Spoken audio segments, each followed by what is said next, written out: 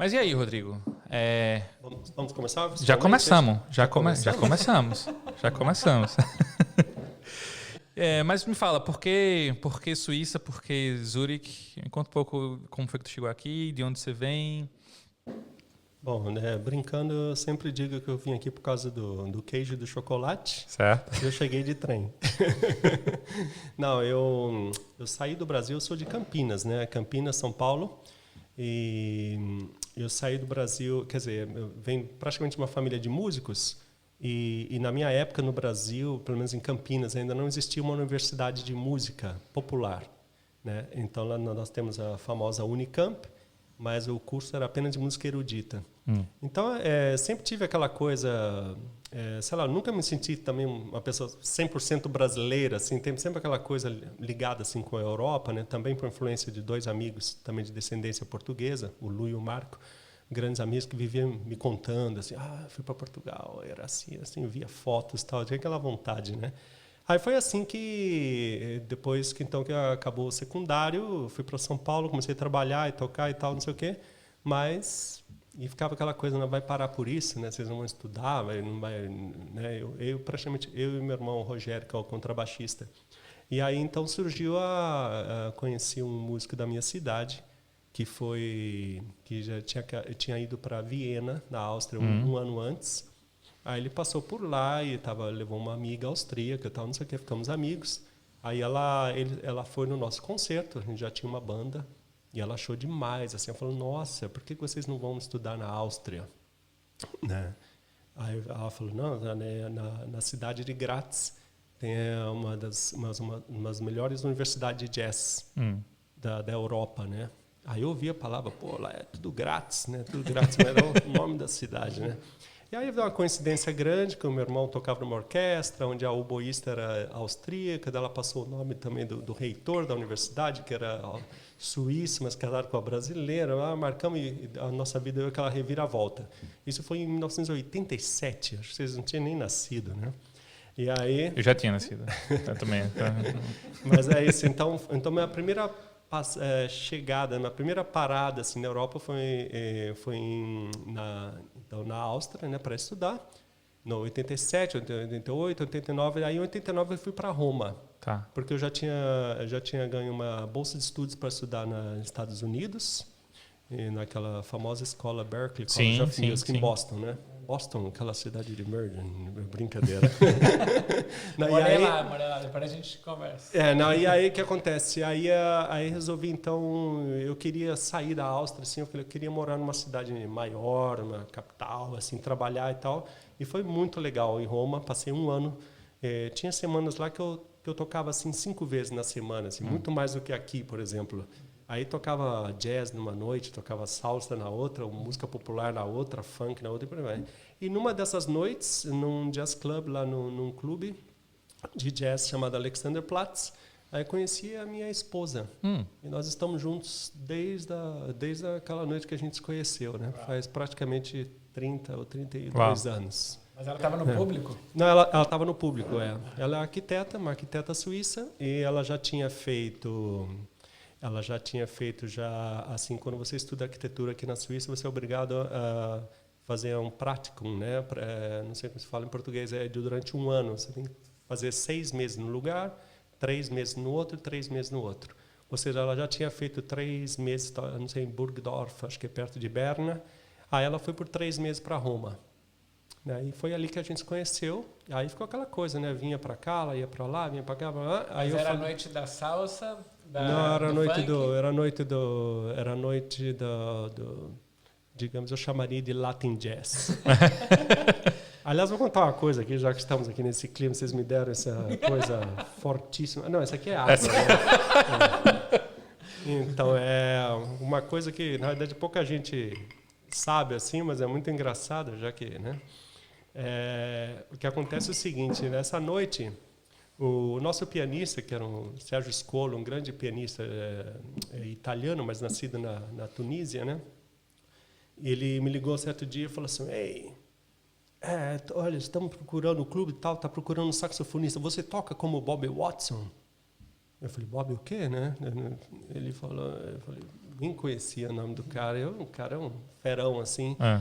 Mas eu odeio essas coisas em música quando a gente é comparado, sabe? Não foi a primeira vez. Eu falei, bicho, eu tinha, sei lá, 20, 21 anos. Eu falei, cara, eu não sei se eu toco igual o Bob Watts, eu toco igual o Rodrigo Bottermaio, pô. Né? Se você quer me chamar para tocar, chama. Não quer, não chama. Né? Não, aqui tem um músico aqui chamado Ray Mantilha, que é um percussionista. E, na verdade, eu acho que ele é peruano, mas ele se vende como cubano. É claro. E não é a primeira pessoa que eu já ouvi falando isso. Por causa da clave cubana da salsa. Daí ele morava realmente em Nova York e tal, ele meio famosão lá em Nova York e tal. Ele estava fazendo esse concerto, parece que eram vários músicos que passavam nessa casa de jazz. Aí eles me chamaram e falaram, não, nós montamos um quinteto aqui para acompanhar o cara, estamos procurando um saxofonista. Eu falei, eu vou, né? Aí fui. Aí foi muito louco. Chegamos à tarde, ficamos ensaiando e o cara nervoso, aquele clima nova iorquino, sabe? E o cara falava... A hora que acabou a passagem de som, ele virou assim... Everybody, we're in black. Todo mundo usando preto hoje. Caminho todo preto. A gente se vê. Saiu. Eu falei, caramba, bicho. Eu era jovem estudante lá assim. Falei, cara, roupa preta eu não tinha, né? Aí eu tinha só tinha uma camisetinha preta assim. E eu tinha um casaco, mais assim, parecia um terno, assim. Aí eu falei, vixe, essa combinação vai enganar o cara, né? Aí fui. Ou seja, aí começou o concerto, tava lá, tocando. Aí a minha esposa entrou, olhou assim e falou, o saxofonista até que é um gatinho, né? Daí ela viu aquela coisa aberta assim e falou, ih, ele é gay. Aí eu falei, não vai rolar, né? E aí, tal, daí a gente se viu, tal, não sei o quê. Daí fui conversar com ela, fui com o meu Walkman. Você sabe o que é um Walkman? Assim, faz parte da vossa geração, não? Não, o equipamento para ouvir com a fita cassete? Sim, tá. sim. Então, aí eu vi no museu um dia. Né? No museu. Aí eu fui até ela e falei, meu, tem um você podia gravar essa segunda parte do concerto? Eu fiz isso para ela não sair, né? Se fosse em outro lugar do mundo, assim, eu saía e ainda levava meu Walkman junto. Né? Eu não vou falar o nome desse lugar. Né? Brincadeira. E aí ela ficou por lá e tal, e a gente aí se conheceu. Aí foi isso. Aí passaram uns meses, eu fui realmente para Boston, e ela foi também para Boston e trabalhou lá por 6 meses, moramos 2 anos juntos. E aí ela voltou, porque ela tinha que seguir os estudos por aqui. Na verdade, eu estou contando tudo isso, a impressão que a entrevista é ela. Vou ligar para ela. Aí ela voltou e aí eu ia ficar sozinho em Boston e a gente não... Eu falei, bom, o mais importante para ela era terminar os estudos, fazer. Eu falei, meu, cuida da tua vida, tal, né, mas eu vou cuidar da minha também. Eu quero seguir aqui, né? O que aconteceu que uma semana depois que ela foi embora, numa dessas noites que eu ficava lá estudando, na escola, lá no topo do prédio e tal, não do lado de fora, mas dentro, assim, para vocês terem uma ideia, eu já tinha tido 4 aulas de 2 horas. Ou seja, já tinha tocado 2 horas ali, 2 horas aqui, 2 horas ali, 2 horas aqui. Aí fui para casa jantar e falei, vou dar uma estudadinha, né? Imagina se eu fizesse hoje não rola, né? Mas aí eu fui lá tocar, aí comecei a tocar e comecei a sentir uma dor aqui, ó. Aí senti uma dor assim, falei, gente, aí passou um amigo, falei, cara, eu tô com uma dor aqui assim. Ele falou, cara, para já. E era tendinite. Né? Aí a dor subiu assim, foi subindo aqui, subiu para cá, passou para cá, para outra mão. E aí eu tive essa tendinite, fiquei lá praticamente 3 meses, assim, sofrendo, assim. Eu não conseguia segurar nem um copo d'água. Nossa. Quer dizer, se você tivesse me dado aquela bebida portuguesa que você me deu, a gente estava segurando. Eu não conseguia nem abrir uma porta, nem segurar um copo d'água, assim, entendeu? E aí foi isso. Ou seja, tudo isso para responder como fui parar aqui. Nós já estávamos juntos, e aí, então, não teve outra. Ela falou, não, vem para cá. Né? E eu sempre adorei a Suíça, assim, né? Quando eu estava morando na Áustria, o nosso baterista era um suíço, fantástico baterista, Gregor Hilbe. Hoje ele é diretor da Jazz School aqui de Zurique, lá do Tony Areal. E então nós fizemos também um Interrail, né, aquele passeio de 1 mês. E nós passamos pela Suíça também, adorei e tal, né? E aquele, quando eu falei que eu não me considero aquele típico brasileiro, assim, sabe? Sim. Eu brinquei pelo você me falou no telefone. Tipo assim, que eu não gosto de carnaval, não gosto de cerveja, não gosto de, sei lá, o que mais que eu falei? Futebol, Aí, o que eu quero dizer é que eu tenho até hoje, praticamente, acho que tipo quase 140 desenhos quando eu tinha 4, 5, 6 anos de idade, né? E já nessa época eu desenhava assim montanhas pontiagudas assim, com neve na ponta assim. Então, tipo assim, pô, com 4 anos de idade, 5 anos de idade, né? A minha família, a única neve que tinha visto era a marca do papel higiênico, né? do Alfredo. Não, então é isso. Então eu acho que, sei lá, eu não quero nem entrar em coisas de religião, essas coisas assim, mas eu acredito nessas coisas da negócio mais... Eu acho que... quer dizer, eu tenho sangue europeu, eu sou descendente de italiano por parte dos dois lados, né? Sim. Mas então eu acho que é forte essa coisa assim, eu acredito. Pode ser que eu já tenha sido daqui, sei lá. Sei que eu adoro a Suíça e me sinto bem aqui. Foi a melhor coisa que eu fiz, eu acho. Muito legal. E estando aqui, e mesmo com essa herança europeia, você sente que a sua identidade brasileira, ela é valorizada ou ela aparece através da sua música, ou você acha que é uma coisa que, sei lá, não tem, brasilidade é independente do trabalho? Não, muito.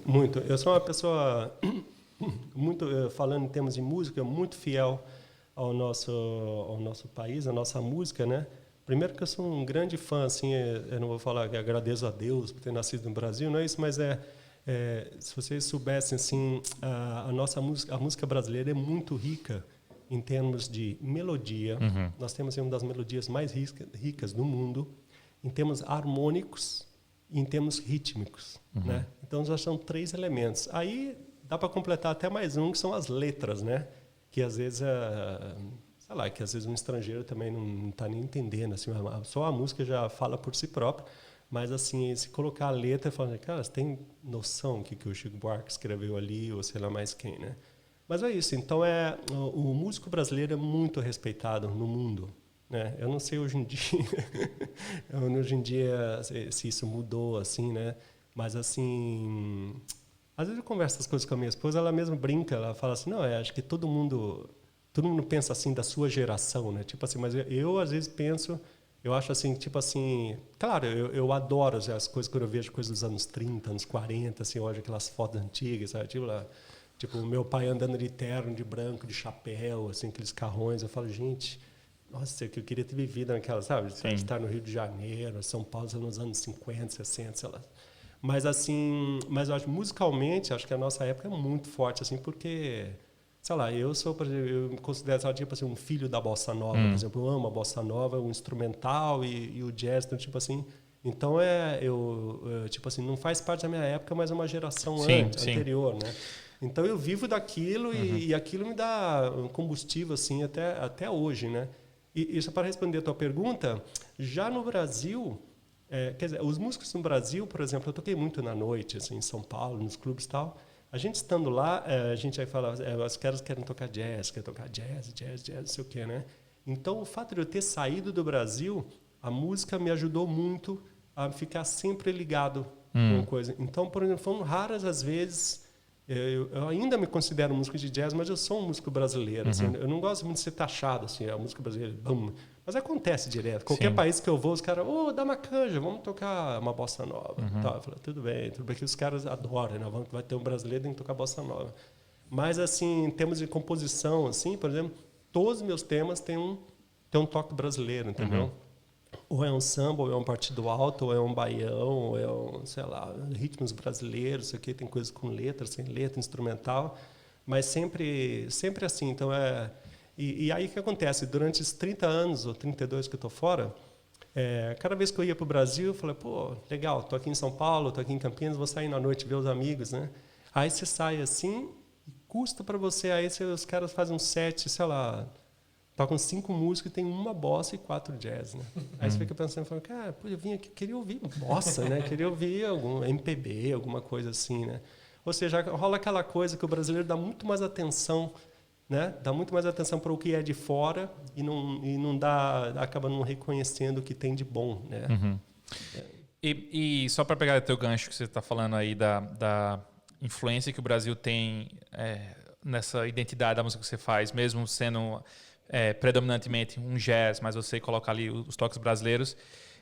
Tem um lance da estética que esses ritmos ou estilos criaram, e essa estética os fez mais forte ao longo do tempo.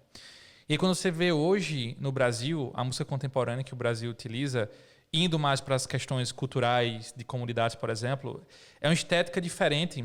E eu não sei afirmar se essa estética ela vai fazer com que a música que o estilo fique mais permanente ou se vai ser uma coisa efêmera, né? Então, por exemplo, o funk carioca, que tem sua representatividade social, né, nas comunidades, ou o passinho, ou esses outros estilos que desdobram ali de um movimento social. Essa estética, eu não sei, assim, eu não sou músico, mas eu tenho a impressão que ela não consegue ser permanente. Mas o que você acha? Você acha que a música em si ela está passiva de construir estéticas mais duradouras, ou você acha que, de fato, isso aí, daqui a 10 anos, esses estilos não tão antigos, né, que começaram a nascer aí nos últimos 10 anos, que isso vai simplesmente desaparecer? Então, eu tenho que tomar um certo cuidado com o que eu falo, o que eu não falo, mas eu acho assim, cada um tem o seu direito, né, de ter os seus gostos, né, tipo assim, gosto de gostar de algo, não gostar, assim. Eu compreendo, digamos, como você mesmo disse, algumas formas, né, digamos, de cultura mesmo, assim, como, por exemplo, você citou o funk carioca, e eu vou citar também, por exemplo, o rap, né? Então, eu reconheço, assim, que essa forma, né, digamos, eu não diria musical, mas essa forma de arte, assim, também é ótima, usada, assim, por exemplo, para, né, expor os problemas, aquelas coisas. Já vi muitos, já li bastante, vi filmes e tudo tal. Agora, assim, eu lembro já quando o rap surgiu, né? Quando o rap surgiu, assim, aí mesmo até, sei lá, em inglês, eu ouço assim e falo, gente, eu falo inglês, mas tipo, eu entendo 10% que o cara tá falando, né, não sei o quê, e bababá. Aí eu falo assim, nossa, mas não consigo gostar muito, assim, sabe? Não sei o quê. Eu repito, eu não faria. Tipo, tudo bem, quando meu filho nasceu, eu fiz um rap dedicado a ele, brincando. Depois eu fiz uma lá para a mulher, a faxineira, ela limpava em casa. Na letra fala, por exemplo, que ela limpa tão mal que eu não sei se é dia ou é noite, porque a janela está escura. E por aí, brincando assim, né? Ou seja, é uma forma, musicalmente, assim, é uma forma muito prática de dizer muita coisa, porque você não tem que se preocupar, sabe, com a harmonia, com melodia, ou seja, o que vale é a letra, né? Então, blá, blá, blá, blá, blá, blá, blá, blá, blá, tem muita letra, né? Só que, assim, eu acho que assim, para um músico, assim, digamos que com meu conhecimento, ou alguns amigos meus também que estão mais ou menos na mesma onda, assim, se você perguntar, realmente fala a verdade, você acha legal isso aqui, você gosta, você acha rico, por exemplo, já praticamente, por exemplo, o funk carioca já não tem nem harmonia, né? Não tem nenhum instrumento, é um drum machine, né? Uma bateria eletrônica, entendeu? Agora, por exemplo, eu acho muito engraçado que esse estilo pegou, né? Pegou no Brasil, uma coisa louca, assim. Eu acabei não citando ainda, mas eu tenho 2 filhos, né? O Luiz, que toca trompete, está estudando arquitetura agora, está com 21 anos, e o mais novo é o Lino, que é super acordeonista, toca comigo direto também. E o Lino, por exemplo, ele acabou de compor ele ouve funk carioca direto em casa, acabou de compor um tema assim, né? E então ele fica lá em casa. Então, por quê? Ele fez um intercâmbio ano passado, 2019. Isso, ele passou 6 meses no Brasil, na minha cidade, Campinas, São Paulo, e na minha escola, que é o Culto à Ciência. A minha blusa está ali, o uniforme do Culto à Ciência. Sabe quem estudou no Culto à Ciência? Se ele não tivesse estudado lá, vocês não estariam nem andando de avião. Sou Santos Dumont. Quando você entra lá, tem a foto dele assim, né? E quando eu fui visitar a escola lá, entrou uma mulher, falou: nossa. A diretora falou: quem que é aquele aí? Falou: aquele ali eu não sei, mas esse aqui é o Rodrigo. Não, brincadeira. Mas então é isso. Então não me lembro direito a pergunta, assim, tipo assim, eu acho que tem muita música que é de moda também, que algum dia passa, né? Então tipo assim, eu diria assim, aqueles grupinhos de rock, assim, dos anos 80, assim, principalmente grupos no Rio de Janeiro, tem tantos grupos assim, são grupos de moda. Sim. Que assim, na época, pô, eu adorava, cantava, não sei o que, eu não vou citar nenhum nome, mas tipo assim, depois passam 10 anos assim, some do mapa, né? Sim. Então para mim é sempre bem claro na cabeça. Eu falo, gente, não é à toa. Quando uma música vira um hit, assim, ou quando o cara vira não sei o quê, é porque o cara é bom mesmo, ou a música é boa, sabe? Tipo assim... Pois é. Um exemplo que eu estava pensando, não sei se vocês viram a música que o Chico lançou, acho que foi ano passado, que chama Caravanas, né? Ele pegou a melodia de Caravan, né? Quem que compõe esse Caravan? Do Ellington. Do Ellington. E botou um ritmo de funk carioca. Inclusive chamou o cara do passinho para fazer o beatbox. Ele gravou como se fosse um podcast assim, tem um vídeo e tal. E a música é maravilhosa, é uma letra de denúncia sobre racismo no Leblon. E uma puta música, que tem um refrão exatamente de Caravan, com o som do funk. Então, quando o cara é muito bom, isso faz música a partir de... Então, esse foi um ótimo exemplo da união. Imagina o Chico, né, que para mim fosse um deus, assim, né? Mas aí, de repente, o cara se junta, né, com um outro estilo totalmente diferente, né? E bem interessante isso. É porque eu acho que fica um pouco difícil julgar tecnicamente quando a manifestação musical ela tem um cunho legítimo social, né? Então, a representatividade que o passinho, de repente, tem em algumas comunidades é muito mais do que uma música, né?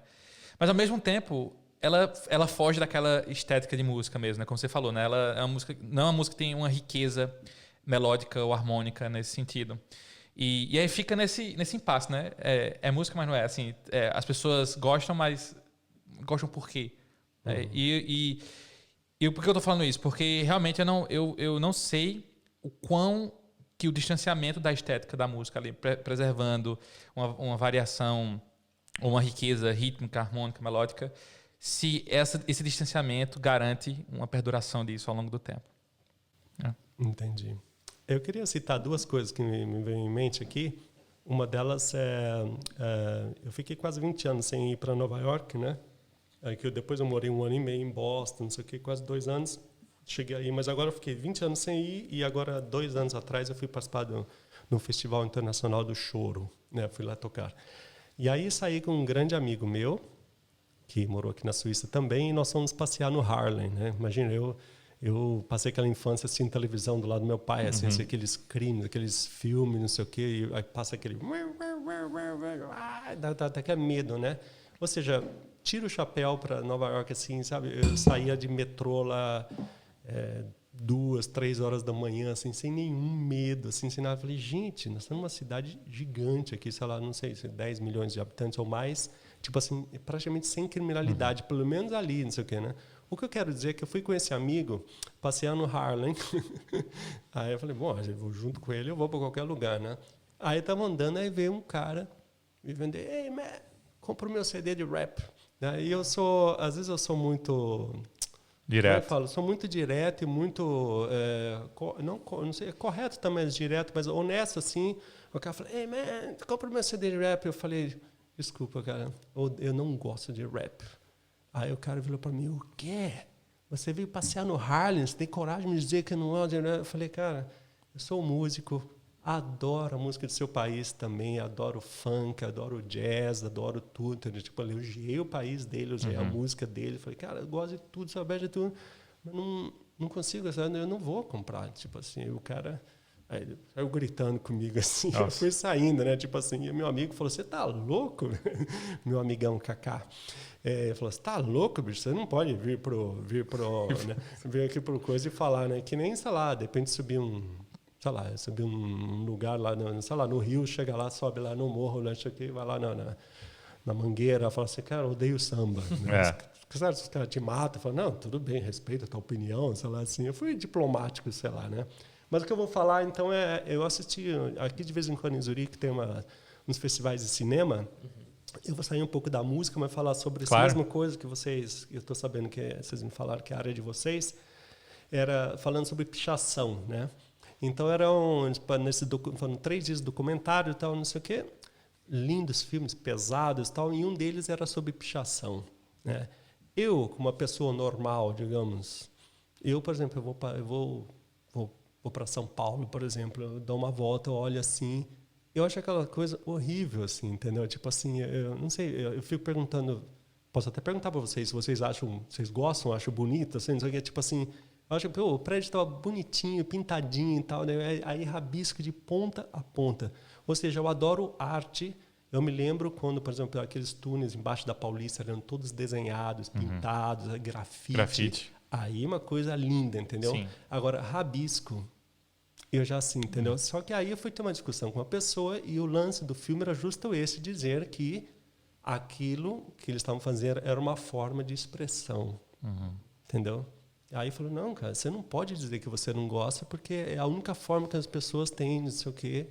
Aí eu não sei a opinião de vocês, agora eu passo a bola para vocês. Eu estava mais curioso em meio que empacotar a pergunta, assim, música para você.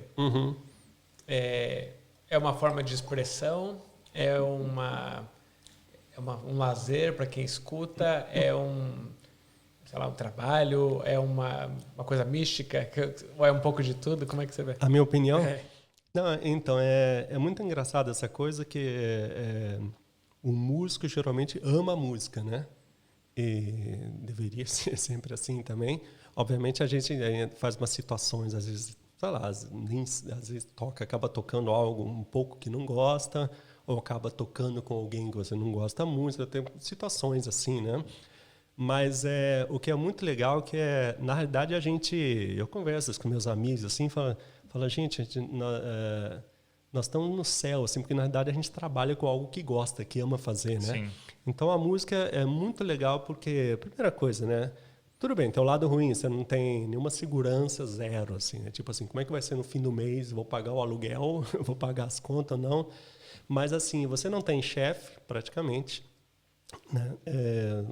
Você não tem chefe, não tem que prestar conta para ninguém e você tem toda a liberdade, não tem um dia igual ao outro. Né? Então, tipo assim, eu não sei se eu conseguiria, por exemplo, acordar todo dia, sei lá, às 6h30, 6 horas, ir para um escritório e sair de lá às 7 horas da noite, mesmo lugar, mesma coisa. Ou seja, para a gente não tem 2 dias iguais, né?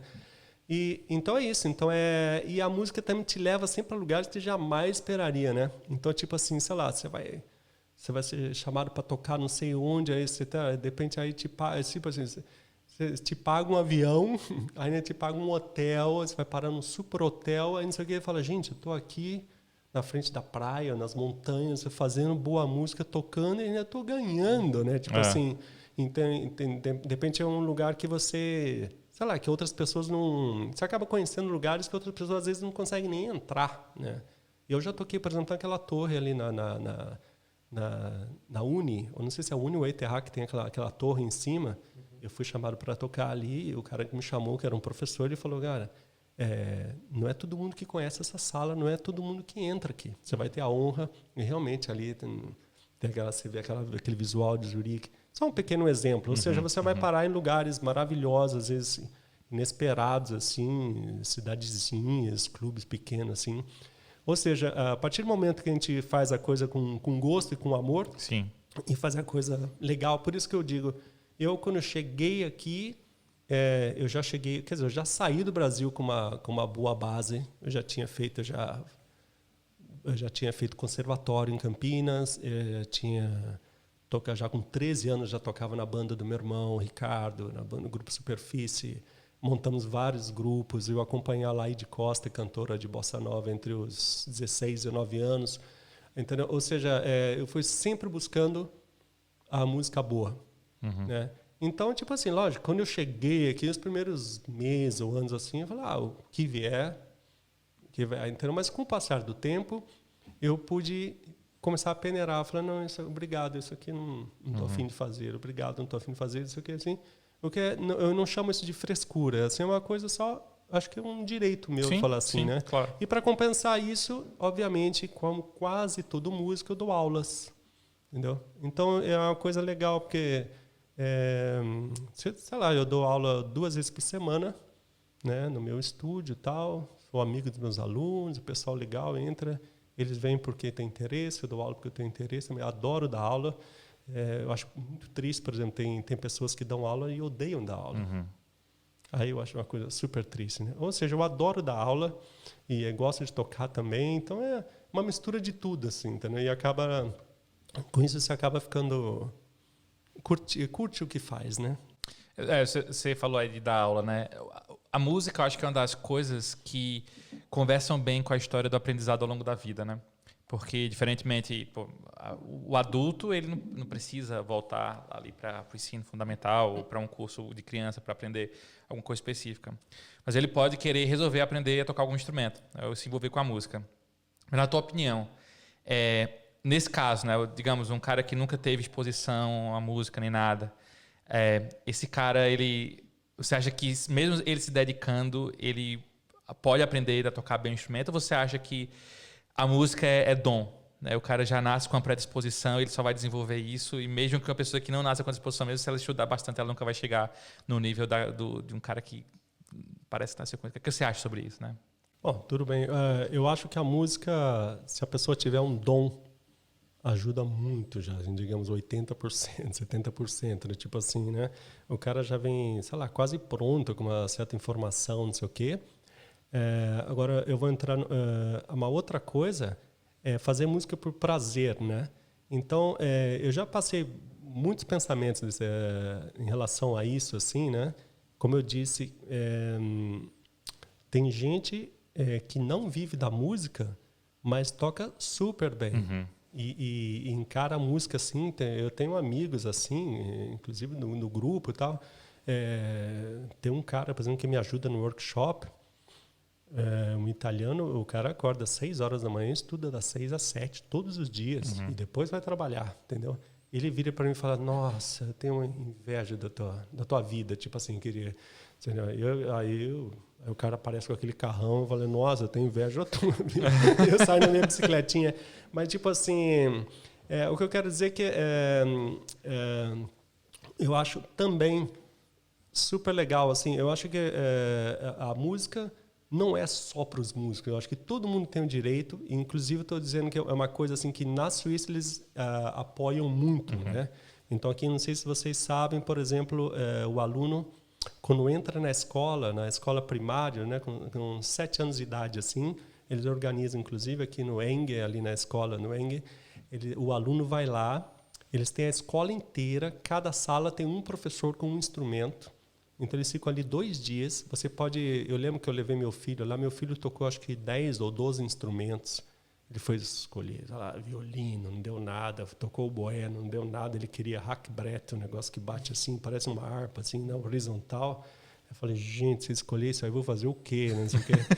Aí, não sei o quê, não sei o quê. Daí ele foi lá, foi no setor de trompete. Pô. Aí o professor falou: opa! Nossa, saiu o som, não sei o quê. A partir daquele dia começou a tocar trompete. Acho que ele tinha 7, 8, né? E nós levamos o irmãozinho dele junto, estava com 5. Aí foi lá, um acordeãozinho russo, assim. Aí foi fazer um teste no professor. O professor fez um teste nele, assim: toca isso aqui. Ele fazia, meu filho respondia tudo, assim, que ele fazia. Ele falou: tá bom, tá muito bom. Ele era muito novinho e falou: só que você tem que comprar um acordeão de botão, né? Mas é isso. Respondendo, então, ainda completando a tua pergunta, eu acho super legal, assim, que eu acho a música super importante. Eu fico observando, né, as notícias do dia a dia, assim, né, essa violência, essas coisas assim. Eu fico pensando assim, se a música fosse mais distribuída pelo mundo, assim, eu acho que teríamos menos violência no mundo. Assim, tipo assim, eu fico me perguntando, falando: não é possível um cara, por exemplo, que...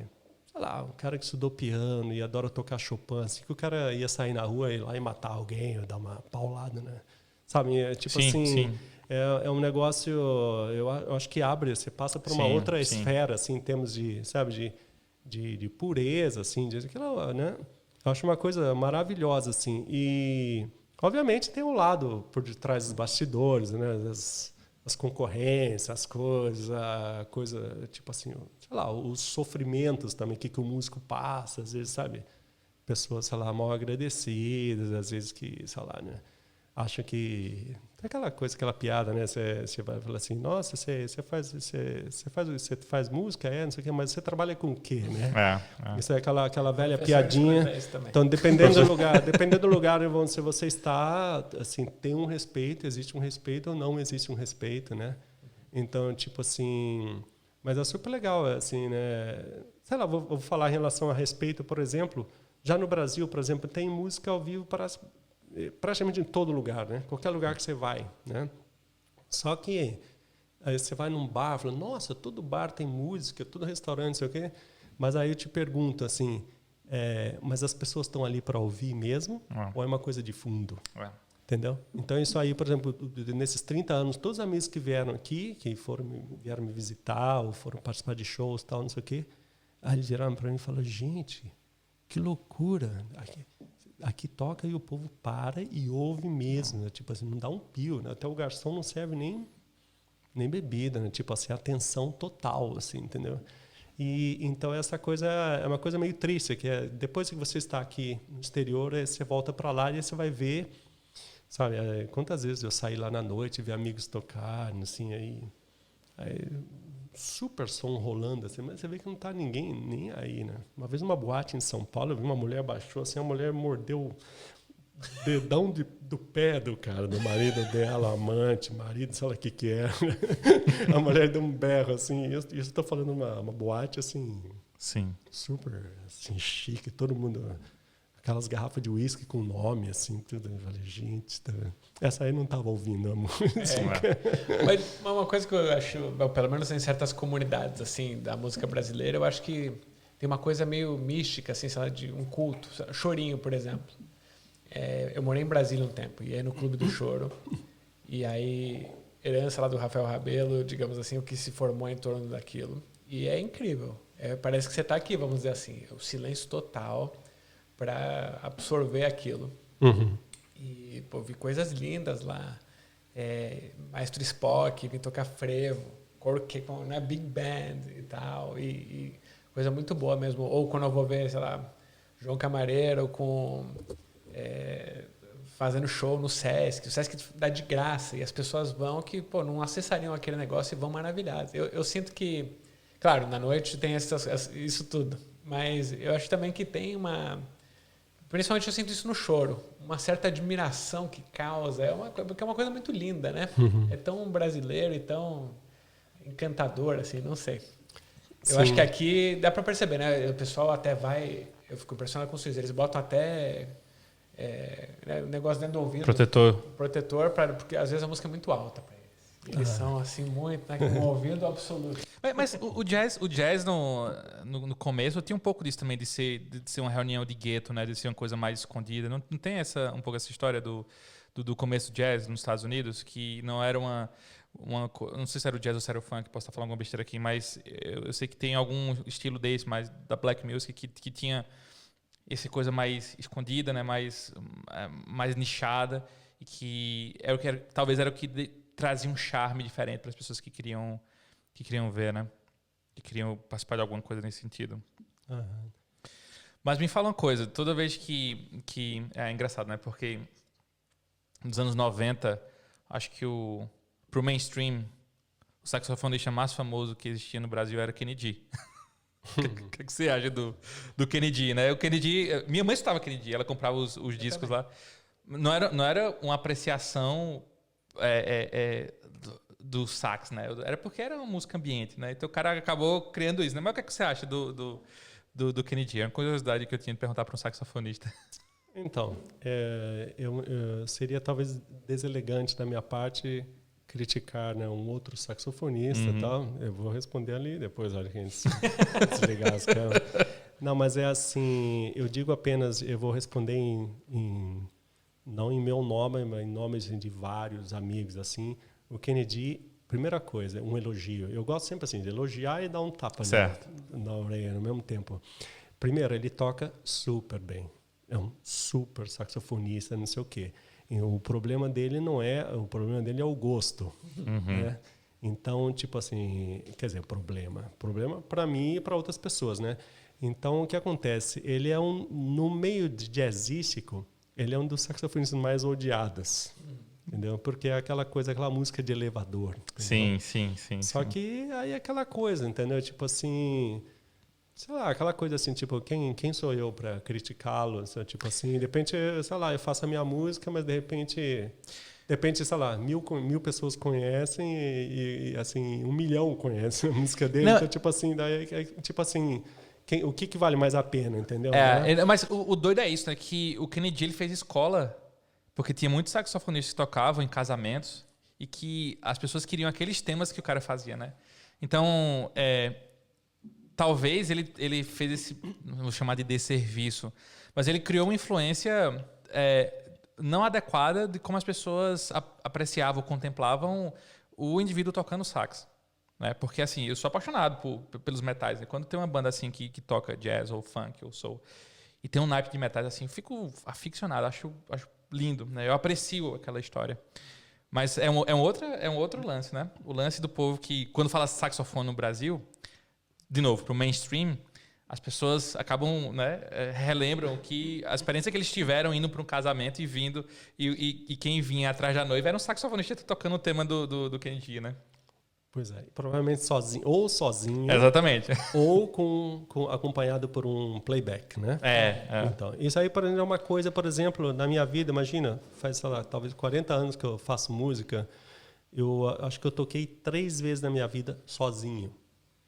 Tipo assim, eu odeio, eu acho a coisa assim mais chata do mundo, entendeu? Só que as pessoas assim que talvez não entendam muito, falam assim: eu vou casar, não sei o quê. Vamos chamar um cara para tocar sax, o cara vem entrando assim, blá, blá, blá. Entendeu? Tipo assim, a ideia é que de repente ela viu isso num filme, viu alguma coisa, viu algum lugar, tipo, mas o cara tá lá, cheio de reverb, né, de eco, tem um som rolando atrás, uma batera, sabe, algum playback pronto assim. Ou seja, o saxofone seco, assim, não é uma coisa bonita, entendeu? E se vocês lembram no começo do bate-papo que eu falei da música que tem a melodia, a harmonia, o ritmo. Ou seja, se você for tocar sozinho, a harmonia já cai, o ritmo já cai, a letra já não tem, né? Então e é cansativo para quem toca, entendeu? Sim. Eu já fiz algumas vezes assim, toquei, falei, gente, que coisa, é um sofrimento, né? Agora, eu queria falar uma coisa... eu não sei se eu vou entrar muito a fundo em relação à música, assim, também preciso tomar cuidado para não entrar muito a fundo no assunto religião também, que a gente tem que respeitar. Mas o que acontece é uma coisa interessante. Tem uma onda, não só assim em relação à religião, vou falar agora do lance evangélico.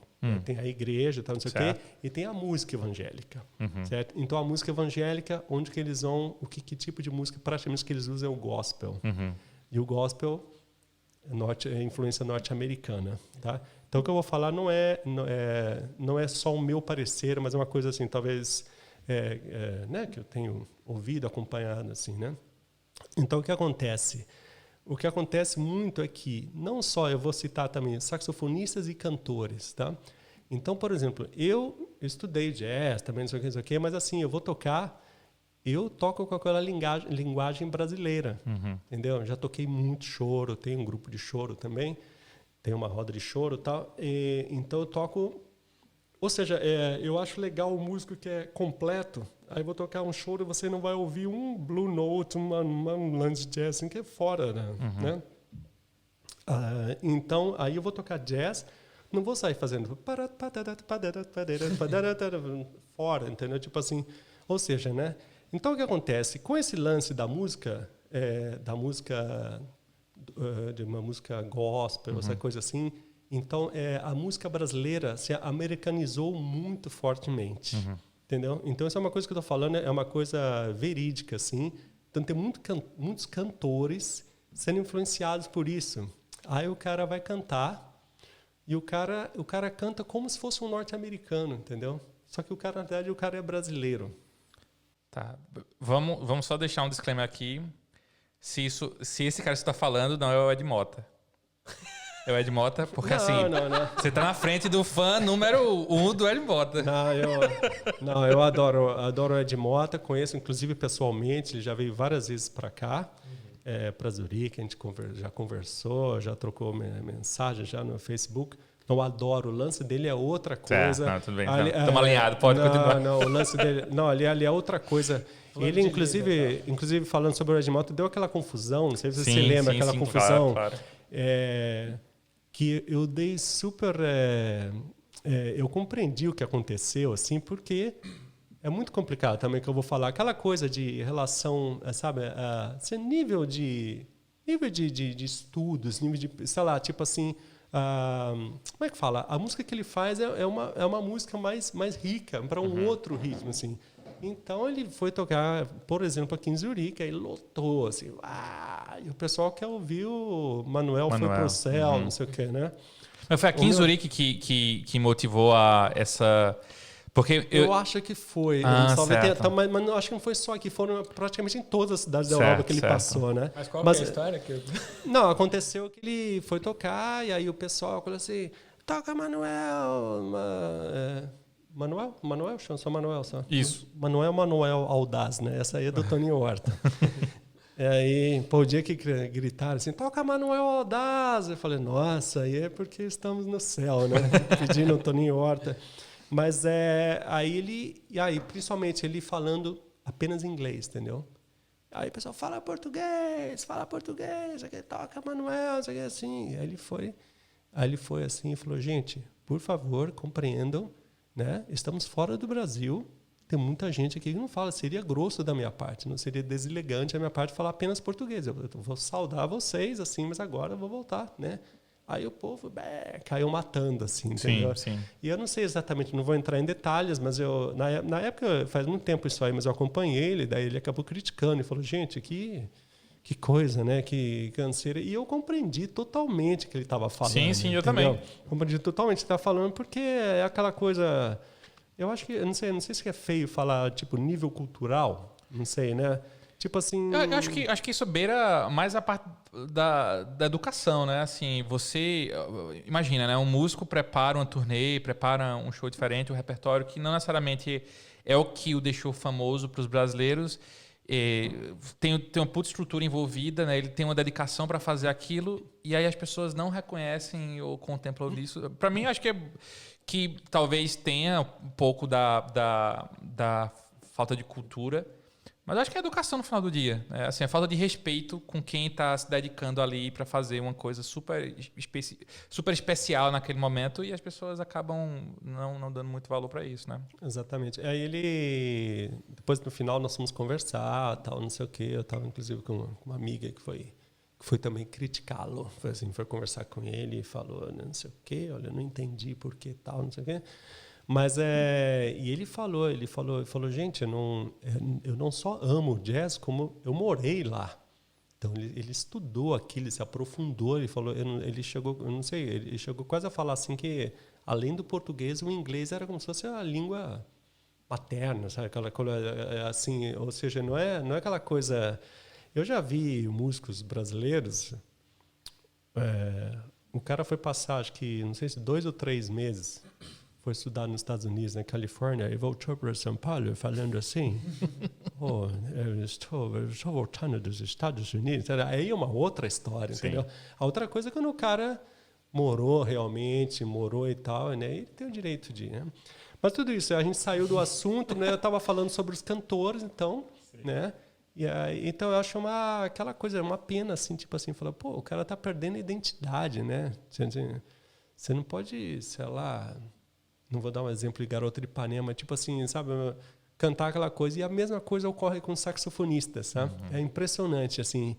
E eu tenho certeza, como saxofonista, eu tenho certeza também, o número de saxofonistas que tocam sax soprano, que é aquele sax reto, né? Tenho certeza que rolou uma influência ali do Kennedy. E a forma de tocar, sabe? Esse vibrato, assim, aquela coisa doce, sabe? Assim, coisa muito melosa, assim, já, tipo assim. Eu não tenho muita paciência, assim, tipo assim. Então a gente, como eu posso dizer, eu levo tudo no humor, na realidade, na boa, levo de boa, assim. Mas a gente só dá uma risada, eu falo assim, nossa, tipo assim, né? O que é legal na música é que você pode sempre ouvir os outros. Eu sempre digo assim, você vai num concerto, eu vou direto em concerto, em cinema também, não sei o quê, mas você vai assim, você pode sempre peneirar, né? Você olha assim, se o concerto for muito ruim, você fala assim, gente, não quero soar assim. Aquilo, não quero. Mas de repente você aprendeu aquilo, entendeu? Aí você vai, e aí, sei lá, às vezes você pensa, fala, pô, acho que eu toco legal, né? Você vai no show, você vê que o cara toca 1000 vezes melhor que você, fala, gente, como tá faltando? Você, tipo assim, vou estudar, tipo assim... Ou seja, tá sempre, a gente não para nunca, né? Tá sempre O meu pai que falava na época, falou que não termina nunca esse conservatório, não termina nunca isso aqui. Ele falou, pô, tá... Ele falava assim, porque é engraçado que, como eu disse, nós somos 6 irmãos, eu sou o mais novo, né? E todos eles tocavam, né? Instrumentos diferentes? Começou com o meu irmão Renato, que tocava piano e violão, assim, e tocava... Ele adorava Beatles, e tinha uma banda que tocava Beatles, não sei o quê. Aí minha irmã, o Renato, aí minha irmã Silvana, que é a pianista, hoje médica, né? Abandonou a profissão também, mas ela praticamente assim, intérprete de Chopin, né? Uau. E então a professora pirava, assim, perguntava para minha mãe, perguntava o que essa deu para os seus filhos, assim, né? Que ela pirava, assim, né? A outra irmã, Rosana, talvez era um pouco menos ligada para a música, em compensação, ela ligada mais nas artes, pintava e fazia pintura e escultura assim maravilhosas e tal, né? Aí temos 3 irmãos mais novos, que é o Ricardo, que é pianista, compositor, cantor, não sei o quê. E a onda dele sempre foi assim a formação praticamente de rock progressivo. Então, por isso que eu acho legal assim, né, viver crescer nesse mundo musical assim. Eu cresci ouvindo Genesis, Supertramp, Yes, eu conheço tudo isso aí assim. Eu não sei o nome de uma música, não sei o nome de um músico, não sei o quê, mas as melodias tudo ali, né? E às vezes eu componho coisas, o meu próprio irmão fala assim, tá vendo? Se você não tivesse ouvido tal, você não tinha escrito isso aí, não sei o quê, né? E depois dele vem o irmão que é mais, em termos de idade, assim, mais próximo a mim, que é o Rogério, que é contrabaixista, né? Eu ia falar isso, tinha algum motivo, eu perdi agora o fio da meada. Não sei porque eu falei isso. O seu pai dizia que... Obrigado. Pô, eu gostei dele. Né? Então, o que acontece é que então, na minha cabeça estava tão claro, quando eu fiz 14 anos, eu falei, gente, eu já estava tocando flauta doce, comecei tocando uma flauta de bambu que eu ganhei da minha irmã, acompanhava os LP Construção do Chico Buarque, que é um LP que marcou muito e tal. Aí comecei a flautinha doce, já tocava na banda e tal. Aí falei, não, você tem que tocar a flauta transversal. Aí fui aluno do João Dias Carrasqueira, um dos melhores flautistas do Brasil, não sei o que ele dava aula no Conservatório Carlos Gomes, em Campinas. Mas então, para mim era tão claro, eu falei assim, não, eu vou ser músico, quero ser músico, eu quero fazer a coisa certa. Não quero começar errado, essa posição errada, esquecer algum dedo, sei lá, né? E aí então eu passei anos ouvindo assim, quando aparecia visita em casa, meu pai falava assim, são 6 filhos, todos uma joia, todos uma beleza, assim, muito musicais, assim, só o menorzinho que teve que estudar para tocar. Tipo assim, se não tivesse estudado, né? Aí eu falava, pô, não tem que ouvir isso, né? E eu querendo, né, assim, como é que fala? Focusado, assim, né, para seguir o caminho certo. Que é um fato, talvez dê para comparar com outras coisas, que nem você vai, sei lá, você quer ser um grande nadador, ele vai lá e ninguém depois fala, sabe, depois de 10 anos fala, não, você tem que fazer um movimento tal, que você, com a flauta, por exemplo, tem um dedo aqui, um dedo de apoio, você tem gente, e às vezes eu observo outros tocando, os caras tocam assim, levantam o dedo demais, você olha de longe e fala, esse aqui não estudou, entendeu? E aí o outro que faz a posição direitinha, toca melhor, é mais ágil, mais rápido e por aí vai, né? Ou seja, estou falando de técnica, né? Sim. Então tudo, eu acho que para tudo na vida tem uma técnica, né? Certeza. Bom demais. Eu estava pensando sobre, a gente falou do Kennedy como vamos dizer assim, uma má influência, mas quem são saxofonistas que são influências para você, que você admira, vivos ou não? E uma outra depois, não sei se o John Coltrane vai estar aí na lista, mas eu tenho alguns vinis dele aqui, que eu tenho uma vitrola ali que eu gosto muito. Vitrola, faz tanto tempo que eu não vi. Maravilhoso. Agora ele entregou a idade. Né? Mas eu gosto, acho vintage. E aí eu fui comprando para conhecer e tal. E aí, assim, claro, ele tem My Favorite Things e depois tem A Love Supreme, que foram que realmente estouraram com ele e tal. E depois ele foi experimentando para além. ele chega a alguns discos que eu considero assim insuportáveis de ouvir, porque o cara tava fazendo experimentos. Mais pro fim da carreira. Ele tava testando os limites. Isso é lindo, eu acho arte e tal, mas é um outro lado, é um treco tão experimental que é ruim de ouvir. Eu não sei o que você acha disso tudo. Entendi. Então, começando da primeira pergunta, da primeira coisa, né?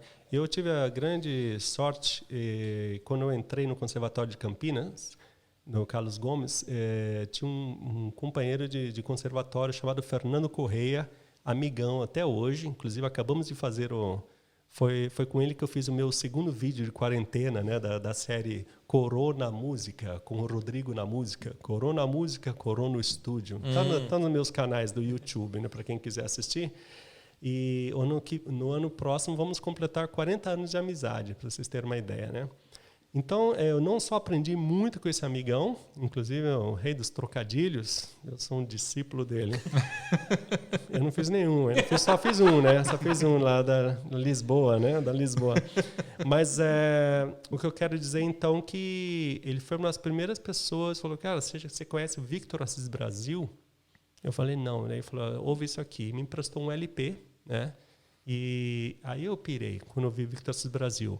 É um saxofonista carioca, morreu super cedo, eu acho que por causa de drogas, não sei o que, morreu, para vocês terem uma ideia, morreu com 33 anos de idade, né? E tocava muito, né?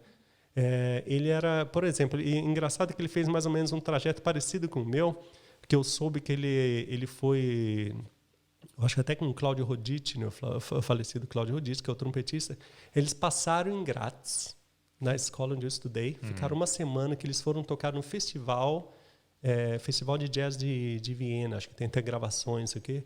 Aí eles ficaram uma semana em grátis lá, e eu parei e falei, gente, que lugar chato, vamos embora daqui, né?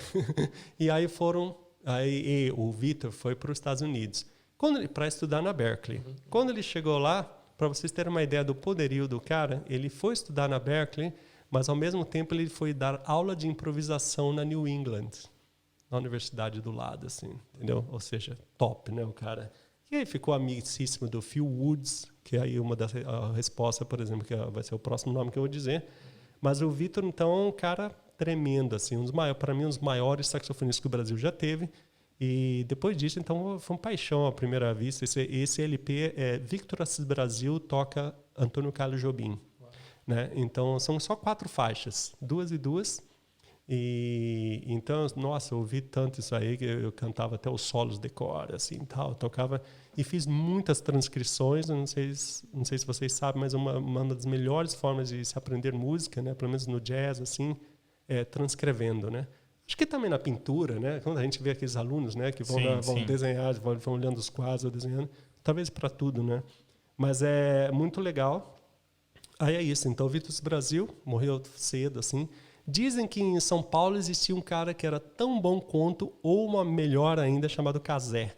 Sabe-se, eu, pelo menos, sei pouco dele, aquela coisa. O Brasil, infelizmente, é um país que não dá muito valor, não tem memória, né? Então, tipo assim, tem esse Cazé, tem algumas gravações históricas, isso aqui, que para falar, nossa, quem está tocando é o tal do Cazé, né?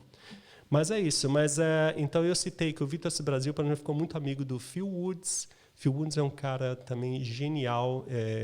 O pouco que eu sei dele, assim, ele conheci pessoalmente também na Itália e tal. Ele estudava 12 horas por dia. Eu acho que durante, não sei se 8 ou 12 anos, acho que 8 anos ele ganhou o prêmio Downbeat de melhor saxofonista do mundo. Imagina, 8 anos consecutivos. Nossa. Assim. Então tem um som, assim. Tem um tema muito conhecido, aquele Don't Change Your Hair For Me, uma coisa assim, aquele tema do... Esqueci o nome do cantor agora. Tem um solo histórico. Não vou lembrar agora. Tem um solo histórico que é do Phil Woods, né? Aliás, eu acho super legal essa coisa, essa combinação, assim, quando a música pop chama um músico de jazz, por exemplo. Sim. Aquela... Se não me engano, é o Michael Brecker, é um outro cara também top, né? Mas é isso. Então, os nomes, assim, e uma pessoa também, outra pessoa que eu adoro, transcrevi bastante também, Cannonball Adderley, que é praticamente um seguidor do Charlie Parker, assim, né? Bom, eu de próprio Charlie Parker também. eu já comecei a estudar, eu comprei o livro do Charlie Parker, não sei o quê, e você toca a primeira peça, assim, você apanha tudo, mas você entra naquele coisa, você já toca a segunda, já fica mais, depois fala, é isso, entendeu? E, tipo assim, mas assim, é um absurdo, assim, o que ele transformou o jazz, enriqueceu, sabe, cadências, harmônicas, tudo aquilo. E a velocidade, então, as coisas assim, a 300 por hora, né? E qual foi a outra coisa? Você falou o Coltrane, né? Então, todos esses que eu estou falando, como eu sou um saxofonista, praticamente eu toco sax alto e soprano. Eu toco geralmente soprano, às vezes eu toco fungando, às vezes eu toco tossindo, né? Eu toco mais soprano mesmo.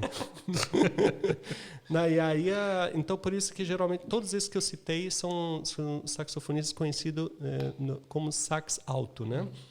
Mas o Coltrane, por exemplo, o lance dele é o sax tenor e ele toca também soprano, né? Com My Favorite Things, por exemplo, ele toca sax soprano.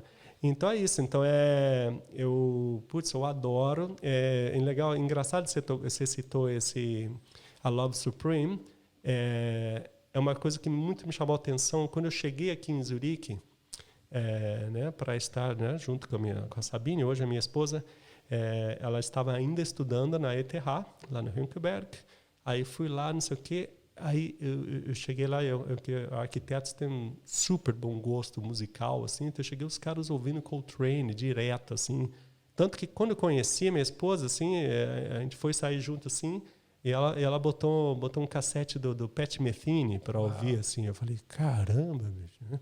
Tipo assim, uau, uma pessoa que gosta de Coltrane e Pat Metheny, eu falei, pô, tem... para casar. Eu falei, pô, e ela tocava sax tenor ainda. Eu falei, hoje o sax não está comigo.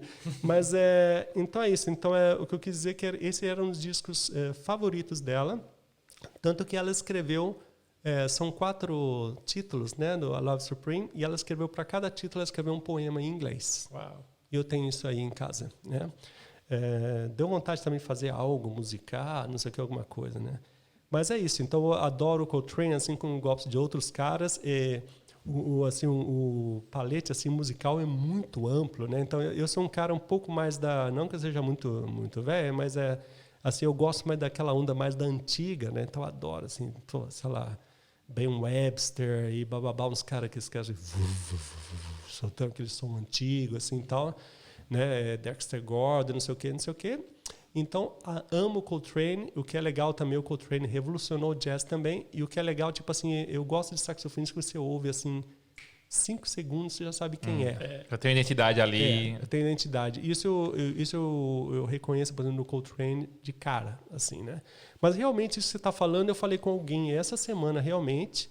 É assim que tipo, o próprio Miles Davis, por exemplo, que ele experimentou de tudo, né? Ele ele era genial, que ele estava sempre um passo na frente, né? Então, eu criava tal, aí todo mundo fazia aquilo, aí ele já passava para outra, e passava para outra, ele estava sempre à frente, né?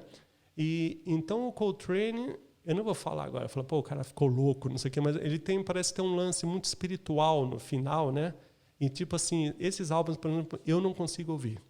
Então, eu estou de acordo contigo, assim, para mim, entendeu? Aquilo que eu falei, que eu sou mais, assim, altmodish, né? Assim, eu gosto mais daquela coisa...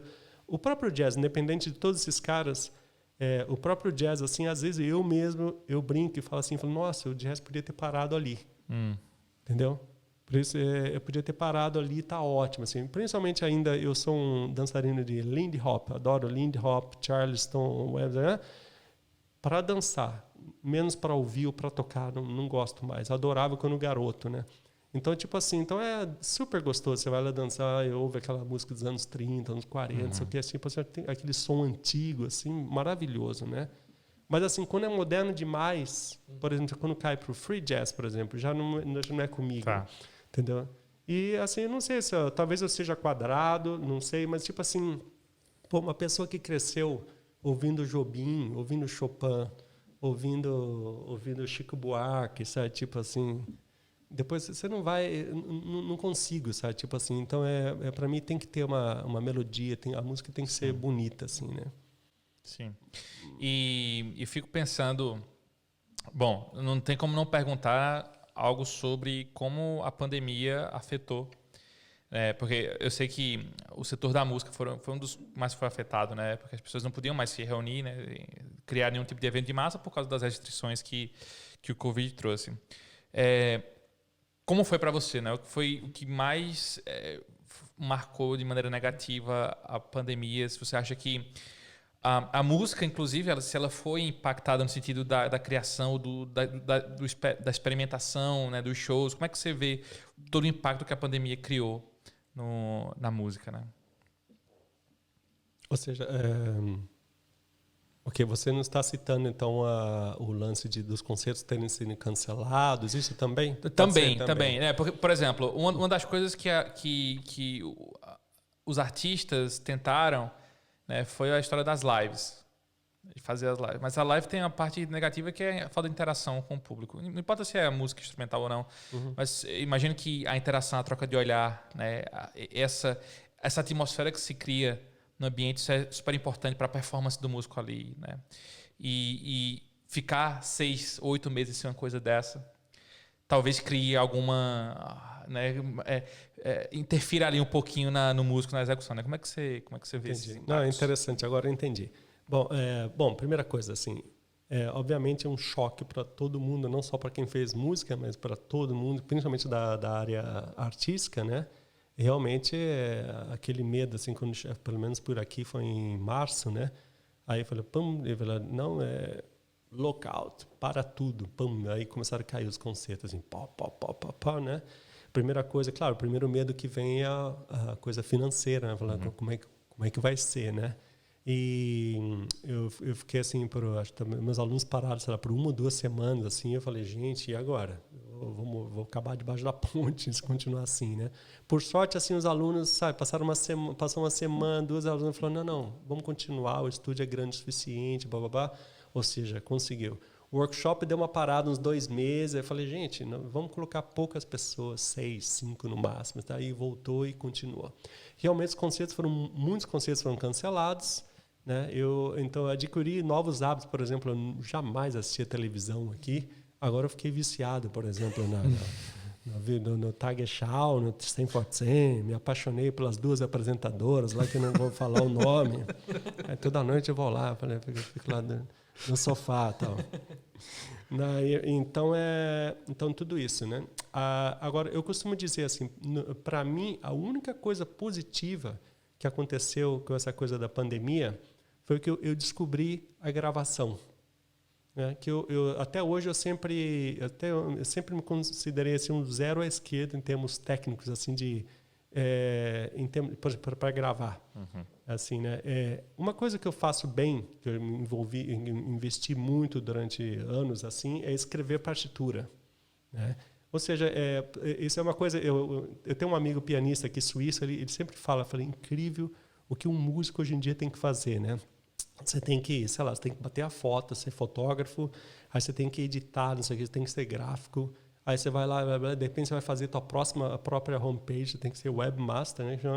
Aí depois você vai gravar, você tem que ser técnico de som, aí você vai editar um vídeo, você tem que ser editor, tipo assim, sabe? O músico hoje em dia não é só tocar, a menos que você seja ferão, assim, tem 10 pessoas trabalhando para você, né? Mas é isso, ou seja, 20 anos atrás eu pagava alguém regularmente, o cara vinha dar aula, eu comprei tudo, material, blá, blá, blá, blá, mas eu nunca usei isso, que eu não gostava, não conseguia entender, eu achava um saco, entendeu? Tipo, nossa, né? Só que agora, com essa coisa, eu falei, parou tudo, né? E eu falei, vou lá no estúdio, ficava tocando o quê? Né? Aí eu falei, Aí surgiu o convite para participar de uma gravação em Nova York, junto com meu filho. Aí fizemos, pra você ter uma ideia, não sabia nem onde botar o cabo lá. Eu falei, gente, a hora que entrou o som, tá entrando, o som, não sei o quê.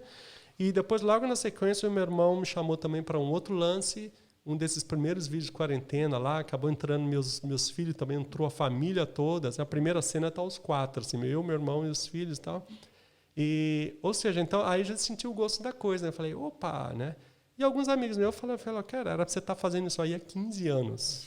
Entendeu? Tipo assim, né? E agora, então, é isso. Então, eu estou super me divertindo. Pode ser que meus vídeos não sejam tão profissionais assim, mas estou super me divertindo, tanto em gravar como fazer. Ou seja, é uma coisa, digamos, positiva, né? E eu estou com umas ideias também de acabar, sei lá, talvez tentar ganhar um dinheirinho, assim, fazer algumas produções externas. Eu sei que tem gente já fazendo, né? Agora, realmente, em relação à live que você falou... dois problemas, né? Quando surgiu essa coisa, eu vi gente, eu vou dizer agora que eu vi no Facebook, né? Live. Tem gente fazendo diariamente, mas a pessoa precisa daquilo, ou seja, arrecadando também dinheiro. Falou, gente, né? Ou seja, eu não vejo nada de ruim nisso, porque a pessoa, sei lá, tinha um hábito de repente tocar toda noite num bar, não tem mais o bar, então faz em casa e oferece ali, quem quiser, tal, não sei o que, né? Eu vi algumas pessoas bobas assim criticando, chamando daqueles artistas que fazem live, chamando de sabe, de ego, falando, nossa, que ego, que o cara fica lá todo dia se mostrando. Outro problema que começou a rolar, também que eu acredito que, pelo que eu vi, que as lives, na verdade, no começo foram feitas assim, tipo assim, você na tua casa, eu na minha, ele na tua, não sei o quê. Aí começou aquele negócio, não, vai ter a live, não sei o quê, super produções, né? Aí encontra, né, no clube e tal, na casa de alguém, não sei o quê. Aí um cara tá com Covid, passa pro outro, o outro pro outro, né? Começou a rolar várias coisas assim, né? Aí as pessoas falam, gente, isso aí não é a ideia da live, a ideia é um negócio assim, né? Sabia que até hoje não tem, parece, nenhum programa para os músicos. Tem alguns programas que tentaram assim, fazer com que você tocasse mesmo real time, sabe, ao mesmo tempo, mas não rola assim. Eu já participei agora de lives, a gente pensa que é ao vivo, mas não é. Na verdade, são pré-gravações, né? Mas é isso, então, mas eu acho que tem algumas coisas, talvez tenham, assim, de positivo mesmo, não tem muita coisa. Né? Assim, eu acho que as pessoas estão tendo, talvez, mais tempos para si, assim, para, sei lá, um amigo meu também se fechou, acabou compondo um monte de peças, assim, começou a tocar violão, começou não sei o quê. Eu estou nessa viagem dos vídeos, tal, não sei o quê. Mas assim, uma situação, sei lá, uma situação, eu acho, assim, existe a palavra periclitante, né? Só lá em Campinas que a gente fala. Não, mas tipo assim, eu infelizmente agora, né, os casos voltaram, assim, eu não estou com uma muito boa sensação, assim.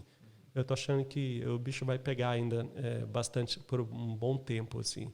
E eu espero, bom, eu não sei em relação, né, estamos aqui falando português, essa coisa praticamente para o Brasil, né, mas pelo menos o que eu fico feliz, assim, que pelo menos o governo suíço acabou dando uma ajuda, assim, para os músicos, pelo menos até a metade de setembro, né. E agora eu espero que isso retorne, assim, mas obviamente eu fico preocupado, eu não sei como é em outros países, por exemplo, a situação, né? No nosso Brasil, né? Eu acho que deve ter muito músico passando apuro, assim, né? Porque deixou de tocar, né? Sim. Bom, então, super obrigado, Rodrigo. Acho que o papo foi muito bacana, né? A gente falou dessas coisas, mas deixa aí a gente vai estar na descrição do vídeo, teus canais, né? Nas redes sociais. Mas fala um pouco, assim, só pra gente finalizar, do teu projeto que você desenvolveu durante o Corona lá com o trocadilho, né? Você falou, como é? Corona... Corona Música. Pronto. Corona Música. Mas não é um site, não é marca registrada nem nada. É Corona Música, Corona Estúdio, né? Mas E só para o pessoal que não entendeu o trocadilho, porque às vezes tem o pessoal que demora mais para entender, né? É o Rodo Rodrigo. O Rodo Rodrigo. Né? Se por acaso alguém não entendeu, o Rodo Rodrigo. Como eu tinha te falado antes, eu gosto muito de trocadilhos. A gente viu aqui. E para você ter uma ideia, eu tinha até trazido, o material ficou todo ali na bolsa, infelizmente, não, né? Mas eu agora, em dezembro do ano passado, eu lancei o meu 10º CD. Tá?